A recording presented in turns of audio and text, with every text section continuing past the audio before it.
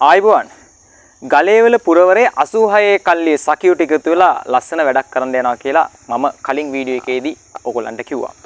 ඇත්තරම මේ වැඩේ ගැන පුංචි ආරංචි කීපයක් තියෙනවා. ඒ තමයි කාලෙත් එක්ක තාලේ වෙනස් වෙච්ච යාළුවෝ ටික එකතු වෙලා ලස්සන තාලයකට ආයි හම්බෙලා පැරණි මතක අලුත් කරගන්න විදිහේ ලස්සන වැඩක්. මේකේ ඉවෙන්ට් ගොඩාක් තියෙනවා. ඒ විතරක් නෙමෙයි මේකේ විශේෂත්වය. දැන් අපේත් එක්ක හිටපු යාළුවෝ ගොඩ දෙනෙක් පෞල් පන්සල් වෙලා දරුවෝ මල්ලෝ හම් වෙලා. ඉතින් ඒ හින්දා 86 කල්ලිය තීරණය කරලා තියෙනවා. තමන්ගේ පවුලේ අයත් එක්ක එකතු වෙලා සතුටු වෙන්න පුළුවන් අවස්ථාවක් යාළුවෝ දැන හඳුන ගන්න පවුලේ දැන හඳුන ගන්න අවස්ථාවක් හදලා දෙන්න. මේ ගැන දිනයත් එක්ක තව විශේෂ තොරතුරු වගේක් තියෙනවා. ඒක ඉස්සරහට අරන් ඉන්න බලාපොරොත්තු වෙනවා. ඒ හින්දා 86 කවුරු හරි ඉන්නවා නම් ඔයගොල්ලන්ගේ යාළුවෝ එහෙම නැත්නම් 86 කවුරු හරි මේක දකිනවා නම් කරුණාකරලා තමන්ගේ යාළුවොත් එක්ක බෙදා ගන්න සහ යාළුවන්ට මේකට සම්බන්ධ වෙන්න කියලා ඉල්ලීමක් කරන්න.